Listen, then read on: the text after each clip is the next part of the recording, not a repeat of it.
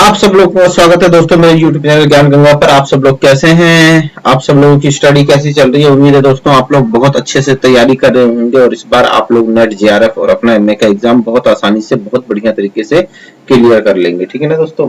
और दोस्तों कल हमने हीगल के बारे में चर्चा की थी, हीगल के बारे में समझा था। उस वीडियो के अंदर दोस्तों मैंने जो पीपीटी लोड की थी वो साफ नहीं थी, बाद में मैंने देखा था इतना क्लियर नहीं था, तो उसके लिए मैं आपसे क्षमा मांगता हूँ। मैं आप सॉरी, आई एम सॉरी, मुझे थोड़ा मैंने ध्यान नहीं दिया, वो वीडियो इतनी अच्छी नहीं बनी। एनीवेज दोस्तों फिर भी चलो, जो बात जो चला गया है उस पर डिस्कशन करने का इतना कोई बेनिफिट नहीं है, लेकिन ऑडियो क्लियर थी, आप वहां से समझ सकते हो। और आज हम लोग अन्ना हारेंट करेंगे और अन्ना हारेंट के बारे में हम लोग समझेंगे भाई कि हन्ना अरेंट ने क्या विचार दिए हैं। इंपॉर्टेंट चैप्टर है ये भी, तो थोड़ा ध्यान से इसको हम समझेंगे। ठीक है ना। जो कल हुआ उसके लिए sorry, I am so sorry. अभी थोड़ी देर में उससे रिलेटेड क्वेश्चंस भी आ जाएंगे आपके पास। ठीक है ना। क्या है हन्ना अरेंट? हन्ना अरेंट के बारे में जरा समझिए। हन्ना अरेंट बहुत इंपॉर्टेंट रखता है ये। ठीक है ना। ठीक है। हन्ना अरेंट जो है 1906 में आपका हेनविट जर्मनी, कहाँ पे जन्म हुआ इनका? हेनविट जर्मनी में हुआ। लेकिन ये दार्शनिक कहाँ के हैं? ये अमेरिकी दार्शनिक है। कहाँ है? अमेरिकी दार्शनिक है। ठीक है ना। क्या ये अमेरिकी दार्शनिक है? और उनके माता पिता जो थे क्या आपको जर्मन यहूदी थे। तो ठीक है ना। क्या थे? जर्मन यहूदी थे। उस समय जर्मनी में नाजीवाद का जन्म हो गया था। किसका हो गया था? नाजीवाद का जर्मनी में जन्म हो गया था। वहां पे क्या था कि आपका हिटलर आ गया था। हिटलर आ गया था दोस्तों वहां पे। ठीक है। और नाजीवाद जो थे यहूदियों के कट्टर विरोधी थे। क्या थे? यहूदियों के कट्टर विरोधी थे। इसी कारण से अरेंट के माता पिता जो थे ये क्या थे? यहूदी थे। तो इनको जर्मनी छोड़कर अमेरिका जाना पड़ गया। ठीक है ना। तो क्या हो गया कि अन्ना अरेंट जो थे आपके जर्मनी के रहने वाले थे, लेकिन क्या थे? अमेरिकी दार्शनिक थे। और उस समय हुआ क्या था कि इनके जन्म के समय में जर्मनी में नाजीवादी पार्टी थी, उसने सत्ता पे कब्जा कर लिया था। और ये नाजीवादी जो थे वो यहूदियों के कट्टर विरोधी थे। यहूदियों को ढूंढ ढूंढ कर उनके ऊपर कोई ना कोई आरोप थोप कर, कोई ना कोई मुकदमा डालकर उनको जेल में डाल रहे थे या फिर उनकी हत्या कर दे रहे थे। तो इस वजह से हन्ना अरेंट के माता पिता जो थे उनको कहाँ जाना पड़ा? उनको आपका अमेरिका जाना पड़ा। ठीक है ना। तो हन्ना अरेंट की कुछ प्रमुख रचनाएं हैं, उनके बारे में उनको देख लेते हैं कि क्या रचनाएं कौन से। ह्यूमन कंडीशन है 1958, the origin of totalism, on revolution, on violence, on public happiness, between past and future. तो इनकी जो पुस्तकें हैं रीड करने में बहुत ही इजी है, क्योंकि तो इन्होंने मानव के कंडीशन का वो किया है। तो ह्यूमन कंडीशंस इनकी बुक हो गई। द ओरिजिन ऑफ टोटलिज्म, इन्होंने सर्वाधिकारवाद के बारे में बात की है, तो वो भी आपका क्या बोलते हैं, द ओरिजिन ऑफ टोटलिज्म बुक का नाम ही उन्होंने वही रख दिया। ऑन रिवोल्यूशन, क्रांति के ऊपर भी इन्होंने चर्चा किया है, वायलेंस के ऊपर चर्चा किया है, तो इसमें आपको ज्यादा दिक्कत आएगी नहीं। ठीक है ना। हन्ना अरेंट ने हन्ना अरेंट जो थे ना, कॉल जैस्पर और मार्टिन हाइडेगर के विचारों से प्रभावित थी। ठीक है ना। तो ये बात थोड़ा सा याद रखिएगा। अरेंट प्राचीन और आधुनिक समाज की व्याख्या और टिप्पणी की है। और इनने क्या किया? आधुनिक समाज जो है और प्राचीन समाज, इन दोनों की व्याख्या की है और टिप्पणी की है।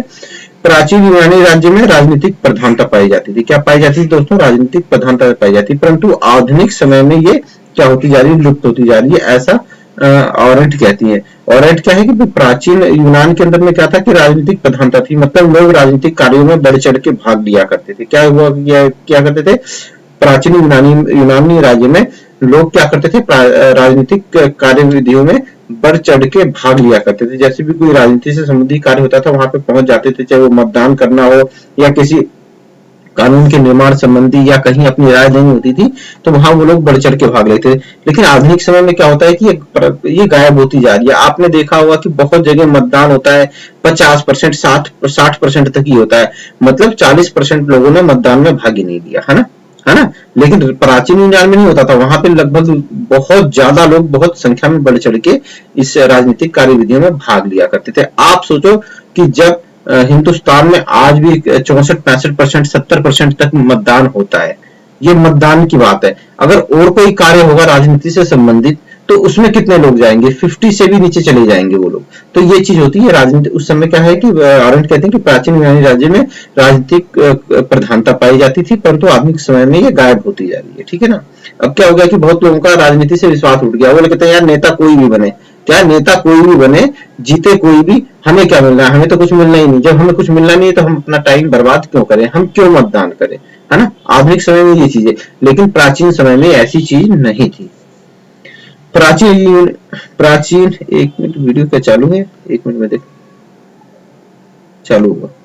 प्राचीन यूनानी नगर राज्य में समान स्तर के व्यक्ति सामूहिक आदर्शों से प्रेरित होकर, सामूहिक आदर्शों से प्रेरित होते थे, वो लोग से प्रेरित होकर समुदाय की सेवा में बढ़ चढ़ के भाग लेते थे। मतलब जो समान स्तर के लोग, मतलब एक विचार वाले, एक लेवल वाले लोग जो थे, सामूहिक आदर्श। सामूहिक आदर्श क्या होंगे दोस्तों, क्या बोलते हैं, जैसे क्या बोलते हैं, शिक्षा हो गया, स्वास्थ्य हो गया, या क्या बोलते हैं, ऐसा कोई आदर्श हो गया जो सारे समूह के लिए हो, ऐसा कोई कार्य जो सारे समूह के लिए हो, उससे प्रेरित होके समुदाय की सेवा में बढ़ चढ़ के भाग लेते थे। क्या लेते थे, बढ़ चढ़ के भाग लेते थे। जैसे कि मान लो भाई समुदाय में कोई क्या बोलते हैं, कोई अनाथालय बनाना है ना, तो सारे के सारे लोग बढ़ चढ़ के उसमें भाग लेते थे, ठीक है ना। पारिवारिक और आर्थिक मामलों से जुड़े निजी मामलों को राजनीति से अलग रखा जाता था। भाई कई बार ऐसे मामले हुआ करते थे ना कि जो भाई क्या बोलते हैं, आर्थिक मामला है कि मेरी कमाई कम है, या मेरा कोई पारिवारिक मामला है कि मेरे परिवार में कोई दिक्कत या प्रॉब्लम चल रही है, तो उसको राजनीति से अलग रखा जाता था। आधुनिक समय में हमारा सार्वजनिक और निजी क्षेत्र कार्य एक जैसा हो गया है। क्या हो गया, आपस में घुल मिल गया है। ये क्या हो गया कि आपस में घुल मिल गया है, सार्वजनिक और निजी। क्या होता है कि कई बार निजी जो वो होती है ना, उसको भी राजनीति में घसीट दिया जाता है। क्या होता है, राजनीति में घसीट दिया जाता है। आपने देखा होगा कि कई बार राजनेताओं के कुछ पर्सनल जो होते हैं, पर्सनल कार्य होते हैं, उनको भी राजनीति में घसीट दिया जाता है, ठीक है। तो ये क्या हो गया है कि भाई आधुनिक समय में क्या हो गया कि सार्वजनिक और निजी कार्य एक से हो गए हैं, घुल मिल गए हैं आपस में, ठीक है। क्या घुल मिल गए हैं। हम क्या बोलते हैं, हम किसी राजनेता की सार्वजनिक जो नीतियां हैं, उसके अलावा हम उसकी पर्सनल लाइफ को भी हमारा बहुत महत्व रखता है, ठीक है ना, बहुत महत्व रखता है। हमें अगर कोई ऐसी जानकारी मिलती है कि भाई इसका पर्सनल जीवन में ये इसने अपनी वाइफ को छोड़ दिया था, या अपनी वाइफ के संग अत्याचार करता है, या इस तरह का कोई निजी वो पता चलता है, तो हम उससे भी प्रभावित होते हैं, ठीक है ना। राजनीतिक आर्थिक प्रशासन में परिवर्तित हो गई है। क्या होता है, राजनीति जो है आर्थिक प्रशासन में परिवर्तित हो गई, मतलब पैसे का काम हो गया इसमें, ठीक है ना। क्या हो गया, पैसे का काम हो गया, आर्थिक प्रशासन में प्रवृत्ति हो गई है। वर्तमान समय में लोग उत्पादन और उपभोग तक सीमित हो गए, मतलब लोगों के अंदर में ये चीज आ गई कि भाई हमें उत्पादन करना है, ज्यादा से ज्यादा उत्पादन करना है और उपभोग करना है, मतलब पैसे के लेन देन, निजी स्वार्थ, ये सारी चीजें आ गई है, ठीक है ना। तो ऑरेंट ने इसे क्या कहा है, इसे जनपुंज समाज कहा, इसी को ऑरेंट ने जनपुंज समाज कहा है, ठीक है।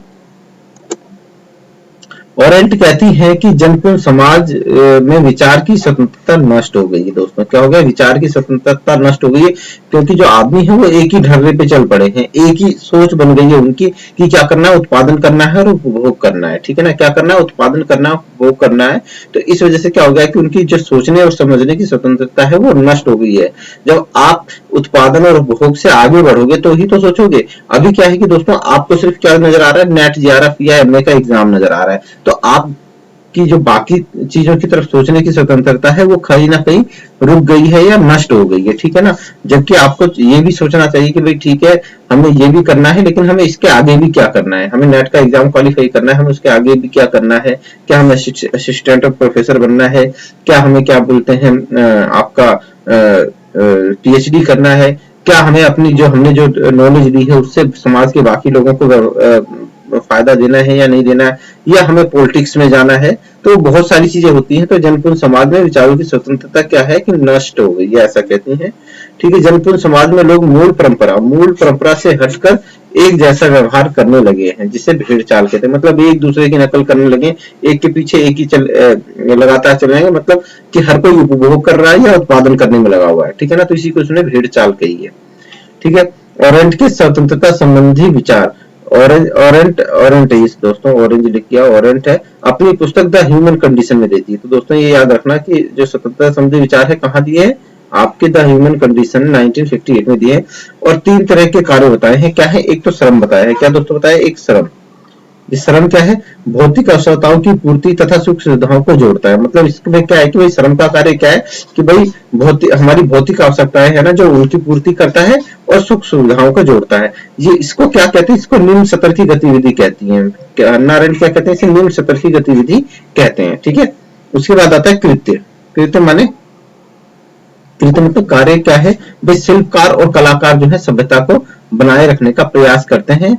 ये श्रम से उच्च गतिविधि है, मतलब इससे उच्च गतिविधि ये है क्योंकि इसके अंदर कार्य है, आपका शिल्पकार और कलाकार है। ठीक है ना। उसके बाद आती है कार्यवाही। श्रम, कृत्य और कार्यवाही, ये तीनों वर्ड याद रखना। कार्यवाही ये सबसे ऊंचा स्तर है, इसमें समान नागरिकों के बीच सार्वजनिक प्रतिक्रियाएं होती है। तो सार्वजनिक प्रतिक्रियाएं कहाँ होती है दोस्तों? वो होती है कार्यवाही के अंदर में। यहाँ से क्वेश्चन बन सकता है कि ऑरेंट के अनुसार सार्वजनिक प्रतिक्रियाएं कहाँ बनती हैं? श्रम कहाँ निर्मित होती हैं, बनती हैं? श्रम में, कृत्य में, कार्यवाही में। तो आपको याद रखना है कार्यवाही में बनती है। ठीक है। सामान्य नागरिकों के बीच सार्वजनिक प्रतिक्रिया, यही राजनीति है, यही सार्वजनिक जगत है। तो ऐसा कहती हैं हन्ना अरेंट कहती हैं। ठीक है। अरेंट क्या कहती हैं? आधुनिक समाज में निजी हितों की पूर्ति के लिए राष्ट्र स्तर पर संगठन बन गए। क्या? राष्ट्र स्तर पर संगठन बन गए। तो ऐसे बहुत सारे संगठन बनते रहते हैं। ठीक है ना, निजी हितों की पूर्ति के लिए। ठीक है ना। क्या होता है कि भाई निजी हितों की कोई गुट है, कोई समुदाय है, कोई संगठन है, और अपने निजी हितों की पूर्ति के लिए कोई संगठन बना लेता है। ठीक है ना। क्या बताते हैं? संगठन बना लेता है। जैसे कि आप क्या बोलते हैं, आप हरिजन समुदाय हो गया। ठीक है ना, हरिजनों ने मिलकर बना लिया, या क्या बोलते हैं श्रमिकों ने बना लिया। ठीक है ना। तो ये अपने क्या है, अपनी निजी हितों की पूर्ति के लिए इन्होंने संगठन बना लिया। ठीक है ना। इसमें सार्वजनिक समस्याओं पर ध्यान नहीं दिया जाता। अब दोस्तों, अब श्रमिक संगठन है या शिक्षक संगठन है या डॉक्टरों का संगठन है, वो सार्वजनिक समस्याओं पर ध्यान नहीं देगा, वो सिर्फ अपनी समस्याओं पर ही ध्यान देंगे। ठीक है ना। इससे वैज्ञानिक चिंतन मनन पर ध्यान कम हो जाता है। तो ठीक है, बिल्कुल सही बात है। इससे वैज्ञानिक चिंतन मनन पर ध्यान कम हो जाता है क्योंकि वो अपने स्वार्थ के लिए काम करते हैं। सभी अपने अस्तित्व की रक्षा के लिए, देखो दोस्तों, अस्तित्व की रक्षा करने में लगे रहते हैं, स्थायी मानवीय जगत का निर्माण करते हैं। इससे उपभोक्ता समाज की स्थापना करते हैं। क्या करते हैं? उपभोक्ता समाज की स्थापना कर रहे हैं। ठीक है ना। जिसमें संस्कृति और सभ्यता और मनोरंजन को उद्योग मान लिया जाता है। इसमें क्या होता है कि दोस्तों, संस्कृति और सभ्यता है वो मनोरंजन का उद्योग बन जाता है क्योंकि वो अपने निजी स्वार्थ के लिए कार्य करने लगते हैं। ठीक है। जिससे विचारों की स्वतंत्रता नष्ट हो जाती है। अब जब वो निजी स्वार्थों के लिए कार्य करेंगे तो इससे क्या होगा? विचारों की स्वतंत्रता नष्ट हो जाएगी। क्यों? क्योंकि वो सिर्फ अपने बारे में ही सोचते हैं, अपने फायदे के बारे में सोचते हैं। ठीक है ना। क्या होगी? इससे विचारों की स्वतंत्रता नष्ट हो जाएगी। विचारों की स्वतंत्रता तो तब होगी जब आप किसी निजी स्वार्थ से हट के जब सोचेंगे तो वो क्या होगी? विचारों की स्वतंत्रता होगी। लेकिन जब आप स्वार्थों से प्रेरित होके जब कोई विचार करेंगे तो उसमें आप वो स्वतंत्र विचार नहीं होगा और उसमें क्या होगी कि स्वतंत्रता नष्ट हो जाएगी। इसके लिए चाहिए कि सार्वजनिक और निजी जीवन को अलग अलग कर दिया जाए। भाई अब निजी जीवन अलग होगा और सार्वजनिक जीवन अलग होगा। सार्वजनिक जीवन के लिए सार्वजनिक सोच रखनी पड़ेगी, निजी जीवन के लिए निजी सोच रखनी पड़ेगी। तो जब इस तरह की सोच हो जाएगी तो क्या होगा? स्वतंत्रता आ जाएगी। ठीक है दोस्तों। ऑरेंट के क्रांति संबंधी विचार उन्होंने ऑन रेवोल्यूशन पे दिए। जैसे कि मैं आपको कहता कि इनकी बुक से ही इनके विचारों के बारे में पता चलता है। तो क्या है? ऑन रेवोल्यूशन में, मतलब ऑन रेवोल्यूशन में इसने क्रांति के संबंधी, रेवोल्यूशन का मतलब ही क्रांति होता है। ठीक है ना। अमेरिका और फ्रांस की क्रांति पे टिप्पणी करते हैं। किस पे करते हैं? अमेरिका और फ्रांस की क्रांति पे। अमेरिका क्रांति के बारे में कहते हैं स्वतंत्र संविधान का निर्माण हुआ। उन्होंने क्या कहा कि भाई अमेरिका क्रांति जो थी उससे क्या हुआ? स्वतंत्र संविधान का निर्माण हुआ है। ठीक है। और क्या हुआ? नागरिक जो है राजनीति से अलग हो गए हैं। क्या हो गए? नागरिक राजनीति से अलग हो गए, निजी सुविधाओं को महत्व देने लगे हैं। ठीक है ना। तो ये ऐसा कहते हैं आपका अमेरिकी क्रांति के बारे में। फ्रांस की क्रांति में कहता है इसने हिंसा, ठीक है, अत्याचार और निर्धनता को की समस्या उत्पन्न की है। अब क्या कहते हैं इसने? क्या फ्रांस की, अन्ना अरेंट कहती है कि फ्रांस की क्रांति ने हिंसा, अत्याचार और निर्धनता की समस्या उत्पन्न की है। क्रांतिकारी निर्धन लोगों के प्रति दया भाव रखते हैं और आतंक का मार्ग अपनाते हैं। ऐसा अन्ना अरेंट कहती हैं कि फ्रांस की क्रांति जो क्या है उसने हिंसा, अत्याचार और निर्धनता की समस्या उत्पन्न की है। क्रांतिकारी निर्धन लोगों के प्रति दया भाव रखते हैं और आतंक का मार्ग अपनाते हैं। ठीक है ना। ऑरेंट के अनुसार लोग अपने सहचरों के साथ स्वतंत्र कार्रवाई में हिस्सा लेते हुए सार्वजनिक सुख को बढ़ावा दे सके, वही क्रांति सफल होगी। तो मतलब क्रांति वो सफल होगी जिसमें लोग अपने सहचरों के साथ स्वतंत्र कार्रवाई में हिस्सा लें। मतलब अपने जैसे भाई बंधुओं के साथ स्वतंत्र कार्रवाई में हिस्सा लें और सार्वजनिक सुख को बढ़ावा दें। मतलब सार्वजनिक जो सुख हो उसको बढ़ावा दें, ना कि निजी सुख को बढ़ावा दें। अगर निजी सुख को बढ़ावा देंगे तो वो क्रांति सफल नहीं होगी। और अगर वो सार्वजनिक सुख को बढ़ावा देंगे तभी वो क्रांति सफल होगी। ठीक है, तो किसकी बात करें, सार्वजनिक क्रांति की। ओरिएंट ने दोनों क्रांतियों से निष्कर्ष निकाला कि शक्ति का विश्लेषण किया और शक्ति का रचनात्मक, जिसको क्या कहा जाता है, शक्ति का रचनात्मक सिद्धांत कहा जाता है। और कौन सी पुस्तक है, ऑन वायलेंस में है। ठीक है, 1969 में है। ठीक है ना, मैं हिंसा और शक्ति में, अच्छा दूसरा देखो, इसमें हिंसा और शक्ति में अंतर स्पष्ट किया है। क्या कहा है, हिंसा के बारे में क्या कहा है, देख लो ध्यान से।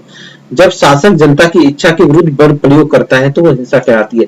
जब जो शासक होगा, राजा होगा या शासक होगा, वो क्या करेगा, जनता की इच्छा के विरुद्ध, जनता मतलब कुछ जो चाहती हो उसकी अवहेलना कर दे, ठीक है, उसको दरकिनार कर दे और अपनी ही चलाए, है ना, अपनी ही चलाए और अपनी बात मनवाने के लिए बल का प्रयोग करे तो वो क्या कहलाएगी, हिंसा कहलाएगी। क्या कहलाएगी, हिंसा कहलाएगी। जब शासक जनता के विरुद्ध, इच्छा के विरुद्ध अपनी ताकत का प्रयोग करे तो वो क्या कहलाएगी, हिंसा कहलाएगी। जैसे कि अब हम है, जनता है, हिंदुस्तान की जनता है, वो चाहती है कि मोदी जी क्या करे कि ज्यादा से ज्यादा शिक्षा पे और स्वास्थ्य पे काम करे, लेकिन मोदी जी क्या करेंगे, जबरदस्ती क्या करेंगे कि भाई औद्योगिकरण करेंगे, बड़े बड़े उद्योगों की स्थापना करेंगे, निजीकरण को बढ़ावा देंगे और अपनी बल, अपनी शक्ति का प्रयोग करते हुए करेंगे। मतलब कि हम विरोध करेंगे, हम आंदोलन करेंगे, तब भी उस आंदोलन को दबा देंगे, तो वो क्या कहलाएगी, वो कहलाएगी हिंसा कहलाएगी दोस्तों। क्यों, क्योंकि उसमें शासक जो है हमारी इच्छा के विरुद्ध जबरदस्ती हिंसा का बल का प्रयोग कर रहा है। ठीक है, ये हिंसा जो है ये परंपरागत धारणा है दोस्तों। क्या है, परंपरागत धारणा है। ठीक है ना, तो ये बात याद रखिएगा। अब शक्ति क्या है दोस्तों, शक्ति किसी व्यक्ति विशेष की विशेषता नहीं होती। ये कहते हैं भाई शक्ति जो है वो किसी एक व्यक्ति की विशेषता नहीं है। शक्ति का प्रयोग बहुत सारे लोग करते हैं। क्या करते हैं, बहुत सारे लोग करते हैं।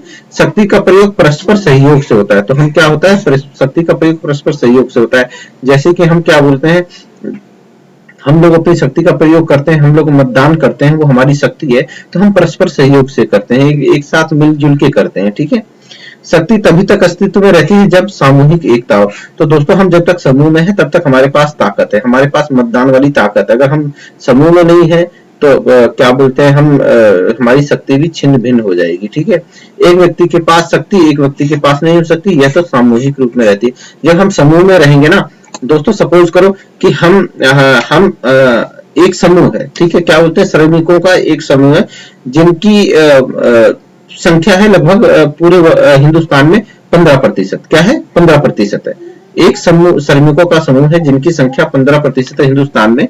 ठीक है, और वो चाहते हैं कि भाई ऐसे कानून बनाया जाए जिससे श्रमिकों को फायदा हो। ठीक है ना, या सपोज करो वो चाहते हैं कि भाई न्यूनतम वेतन लागू किया जाए और 8 घंटे की ड्यूटी पूरे हिंदुस्तान में फिक्स कर दी जाए। ठीक है ना, अब चूंकि ये सामूहिक रूप समूह, इनका एक समूह है, ये 15% है, तो सरकार को इनकी बात माननी पड़ेगी।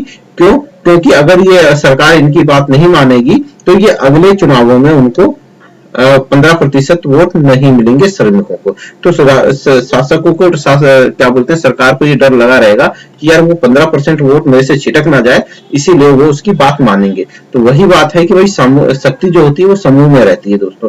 कोई अकेला 1 या 2 या 1500 या 1/2% आदमी अगर किसी चीज की डिमांड करेंगे तो वो नहीं पूरी करेगी सरकार। क्यों, क्योंकि उनको पता है कि इसके रहने ना रहने से हमें कोई फर्क नहीं पड़ना है हमें। तो इस वजह से क्या यही बात कही है कि क्या बोलते हैं कि भाई शक्ति जो है किसी एक व्यक्ति के पास नहीं होती, वो समूह में होती है दोस्तों। ठीक है ना, जनता ऐसा व्यवहार करे कि एक दूसरे के अनुकूल परिस्थितियां उत्पन्न हो जाए और सभी लोग मिलजुल कर कार्य करें, यह सार्वजनिक जगत कहलाता है। तो दोस्तों यही सार्वजनिक जगत है। सार्वजनिक जगत में कोई हमें ऐसा काम करना चाहिए कि एक दूसरे के अनुकूल हो, मतलब मेरे द्वारा किया गया काम आपके विरुद्ध ना हो, आपका काम मेरे विरुद्ध ना हो। ठीक है ना, ये करवाता है सार्वजनिक। अब सार्वजनिक जगत जो है समतावाद का समर्थन करता है। क्या कहता है, समतावाद का समर्थन करता है कि मतलब सारी जगत में सब समान है, सब लोगों को अपने विचार देने की आजादी है। तो ये क्या है, समतावाद का समर्थन करता है। लेकिन अन्ना हरेंट समुदायवादी है। क्या है, अन्ना हरेंट समुदायवादी है। ये बात याद रखना। ठीक है ना, क्या है, ये बात याद रखना दोस्तों। क्या है, समुदायवादी अन्ना हरेंट। ठीक है ना, अब ऑरेंट ने शक्ति और सत्ता में भी अंतर किया है दोस्तों। क्या क्या है, शक्ति को क्या क्या है, शक्ति का संबंध जनसाधारण से होता है। जैसा कि मैंने अभी आपको बताया कि शक्ति किसके पास है, समुदाय में होती है। ठीक है ना, ये समतावादी व्यवस्था का निर्माण करती है। अब क्या है समतावादी, मतलब हर किसी की शक्ति बराबर है, ठीक है ना। समुदाय के अंदर क्या बोलते हैं, किसी समूह के अंदर में क्या है कि हर किसी का मत बराबर होता है, हर किसी की ताकत बराबर होती है, ठीक है ना। और सत्ता क्या है दोस्तों, सत्ता क्या है, आदेश देने व उसका पालन करने से है। क्या बोलते हैं, आदेश देना। क्या है, सरकार आदेश देती है और उसका पालन करती है, तो ये क्या है, ये सत्ता है, ठीक है ना। ये श्रेणी तंत्र की विशेषता है, ये श्रेणी तंत्र व्यवस्था का निर्माण करती है, ठीक है ना। क्या है श्रेणी तंत्र, मतलब कुछ विशेष लोग होंगे, उनके पास सत्ता होगी और वो क्या बोलते हैं, आदेश देंगे, ठीक है। इसका संबंध किससे, राज्य से। क्यों, सत्ता किसके, राज्य से संबंधित है, और शक्ति किससे संबंधित है, ये क्या बोलते हैं, जनसाधारण से संबंधित है, ठीक है ना। और क्या है, ये समतावादी व्यवस्था का निर्माण करती है। अब क्या है कि आरेंट, हम शक्ति के माध्यम से वैध सत्ता का निर्माण कर सकते हैं। भाई शक्ति के माध्यम से हम क्या है, वैध सत्ता करेंगे, क्या निर्माण करेंगे, कैसे करेंगे भाई, कि हमारे पास हम सब लोग हम लोगों के पास शक्ति है मतदान करने की, उससे क्या होगी कि वैध सत्ता का निर्माण कर सकते हैं। ऑरेंट हिंसा शक्ति को, ऑरेंट के अनुसार क्या है कि हिंसा जो है ना वो शक्ति को नष्ट कर देती है, ठीक है। यह उस शक्ति का सृजन करने में सर्वथा असमर्थ है, ठीक है ना। ये क्या है, ये शक्ति का सृजन करने में असमर्थ है, कौन, हिंसा, ठीक है ना दोस्तों, हिंसा। और इनके सर्वाधिकारवादी विचार किसमें दिए हैं, ओरिजिन ऑफ टोटलिज्म में दिए हैं, ठीक है ना। तो जैसा कि आपका सर्वाधिकारवाद और टोटलिज्म, ये इससे ही आपको पता चल जाएगा, ठीक है ना। सर्वाधिकार आतंकवाद पर आधारित विचारधारा है, तो क्या कहती है, आतंकवाद पर आधारित विचारधारा है। इसमें डराया धमकाया जाता है और अपना जो शासक होता है वो क्या कहता है, वो आतंक पे आधारित होता है, शासन आतंक पे आधारित होता है। मतलब कि शासक क्या होगा, डरा धमका कर आपसे अपने कार्य पूरे करवाएगा। जैसा कि चीन के अंदर आप एक ले सकते हो उदाहरण, ठीक है ना। इसमें एक दल की वैधानिकता प्रदान कर दी जाती है जिसमें असीमित बल प्रयोग होता है। अब भाई चीन के अंदर में क्या है, एक ही दल है, साम्यवादी दल है, और उसी को क्या बोलते हैं, वैधानिकता प्रदान की गई है। और इस कारण से उसमें क्या हो गया है कि उसके पास बहुत सारी ताकत आ गई है, क्योंकि विपक्ष तो है नहीं वहां पे, तो क्या हो गया उसके पास, ऐसे में वो अपनी पूरी ताकत का प्रयोग करेगा, ठीक है। सर्वाधिकारवाद में विचारों को समर्थन देने का नारा दिया जाता है और नारों के माध्यम से अपने विचारों को वैधानिकता पर। अब इसके अंदर क्या किया जाता है कि सर्वाधिकारवाद में कुछ नारे बना दिए जाते हैं, कुछ विचारों जो उनके विचारों को समर्थन देते हैं, और उसी के माध्यम से क्या किया जाता है, अपने विचारों को वैधता प्रदान की जाती है, ठीक है ना। सर्वाधिकारवाद में मानव जीवन पूर्ण रूप से नियंत्रित हो जाता है और मानव के विचारों की स्वतंत्रता नष्ट हो जाती है। और सर्वाधिकारवाद में क्या होगा दोस्तों, जो मानव जीवन का जो सामाजिक, आर्थिक, राजनीतिक जो भी पक्ष है ना, वो सारा का सारा राज्य के द्वारा नियंत्रित कर लिया जाएगा, ठीक है ना। और इससे क्या होगा कि मानव के विचारों की जो स्वतंत्रता होगी नष्ट हो जाएगी, वो सोचने समझने के लिए स्वतंत्र नहीं रह पाएगा, ठीक है। अन्ना आरेंट ने अधिनायकवाद और सर्वाधिकारवाद में भी अंतर किया है, ये समझ लेते हैं। अधिनायकवाद क्या है, शक्ति का प्रयोग उस स्थिति में किया जाता है जब विपक्ष का दमन करना हो।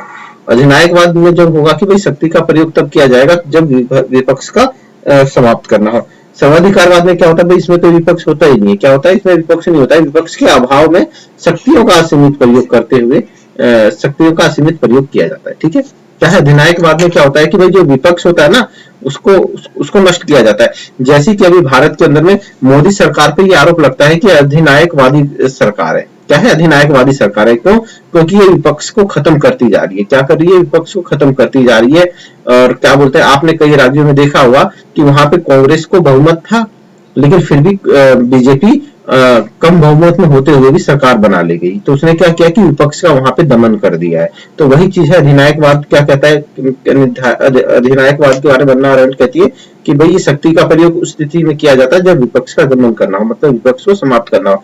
और सर्वाधिकारवाद में क्या होता है कि वहां पे विपक्ष होता ही नहीं है, विपक्ष के अभाव, वहां पे विपक्ष का अभाव है। जैसे कि चीन के अंदर में विपक्ष नहीं है, तो चीन के अंदर में शासन क्या होता है कि शासन विपक्ष के अभाव में अपनी जितनी जो शक्तियां है ना, असीमित शक्तियां, उनका प्रयोग करते हुए प्रयोग करता है, दमन करता है, ठीक है ना। लोगों का ही दमन करता है, वहां कोई विपक्ष तो है नहीं। व्यक्ति खुद ही सर्वाधिकारवाद की जन्म के लिए जिम्मेदार है। अब भाई आप जैसी व्यवस्था के लिए तो खुद ही जिम्मेदार हो, आपको कैसी व्यवस्था चाहिए। और हमें शक्ति का प्रयोग एक समूह के रूप में करना चाहिए। तो ये बात हमने पहले भी डिस्कस की थी, क्योंकि समूह में प्रयोग होगी शक्ति तभी वो यूजफुल होगी, अदरवाइज नहीं होगी। अरेंट के अनुसार अरेंट ने अरस्तु के विचारों का समर्थन किया है। अरस्तु के द्वारा नैतिकता को आधार माना गया है, इसलिए अरेंट ने अरस्तु का समर्थन किया है, ठीक है ना। तो इसमें कुछ ज्यादा है नहीं समझाने के लिए। ऑरेंट की आलोचनाएं की जाती हैं। अब वो क्या है, ऑरेंट अमेरिकी क्रांति का समर्थन करती हैं, ठीक है ना, और मानती है कि अमेरिकी लोग सार्वजनिक सुखों में भाग लेते हैं, ठीक है ना, सार्वजनिक सुखों में भाग लेते हैं इसीलिए वो सुखी हैं। परंतु व्यवहार में ऐसा नहीं है भाई, ऐसा व्यवहार में नहीं है। वहां पे भी क्या बोलते हैं आपका उपभोगवाद और क्या बोलते हैं उत्पादनवाद में लोग बहुत ज्यादा लगे हुए हैं, ठीक है ना। और उन्होंने फ्रांस की क्रांति की आलोचना की है, जबकि फ्रांस की क्रांति से स्वतंत्रता, समानता और बंधुत्व जैसे गुण पूरे विश्व ने लिए हैं दोस्तों। फ्रांस की क्रांति जो है उसका की बहुत बड़ी विशेषता है कि स्वतंत्रता, समानता और बंधुत्व जैसे गुण आए हैं और पूरे विश्व ने इसको एक्सेप्ट किया है, ठीक है ना। ऑरेंट ने मानव गतिविधियों को कृत्रिम रूप में विभाजित किया है। क्या कृत्रिम रूप में विभाजित किया है, किसमें किया है आपका, अभी हमने पीछे डिस्कस किया था, क्या किया था, ये देखिए श्रम, कृत्य और कार्रवाई, क्या श्रम और कृत्य कार्रवाई, इसी की बात कर रही है ऑरेंट, ठीक है ना। 3 कार्यों में इसको डिवाइड कर दिया, जबकि व्यवहार में ऐसा होता नहीं है दोस्तों। क्या है कि व्यवहार में ऐसा संभव नहीं है, ठीक है ना। मार्क्स की आलोचना करती हैं, जबकि समाजवाद को मार्क्सवाद का स्पष्ट रूप से स्पष्ट किया गया है, ठीक है ना। तो ये चीज है। अब इनकी उपयोगिता क्या है दोस्तों, तो आरंट ने स्वतंत्रता का समर्थन किया है और लोकतंत्र का समर्थन किया है, ठीक है ना। तो ये इसके विचार थे, कोई बहुत ज्यादा कुछ इसके अंदर था नहीं, लेकिन जो था सब कुछ मैंने आपको समझा दिया। आप लोगों को इससे संबंधित मैं क्वेश्चंस भी दे दूंगा, ठीक है ना। और क्या बोलते हैं, अगर आप लोग क्या बोलते हैं मेरे चैनल से जुड़ना चाहते हैं तो पॉलिटिकल सॉल्यूशन पे आप ऐड हो सकते हैं। और अगर आप मेरा पर्सनल नंबर चाहते हैं तो आपको नहीं समझ में आ रहा है कुछ, आप चैनल पे नहीं जुड़ पा रहे हैं, तो आप मेरे चैनल पे आ सकते हैं। मैं बता देता हूँ मेरे चैनल और मेरे कॉन्टेक्ट नंबर। मेरा मोबाइल नंबर जो है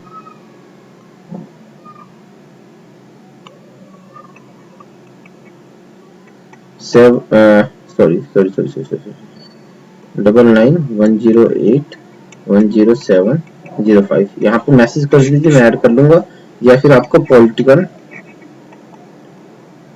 सॉल्यूशन पे ऐड हो सकते हैं। और मेरा एक ग्रुप भी है, ग्रुप है प्लेटो टू रोल्स, तो आपको मैं इसमें भी ऐड कर दूंगा, ठीक है। यहाँ पे मेरे स्टूडेंट्स का ये ग्रुप है। तो दोस्तों अभी के लिए इतना ही। अगर आपको मेरा वीडियो आज का अच्छा लगा हो, पसंद आया हो, तो आप ज्यादा से ज्यादा लोगों को लाइक कीजिए, ज्यादा से ज्यादा लोग शेयर कीजिए, ताकि और ज्यादा सब्सक्राइबर्स बढ़े और मैं फटाफट फिर आप लोगों से लाइव क्लास ले सकूं, ठीक है ना।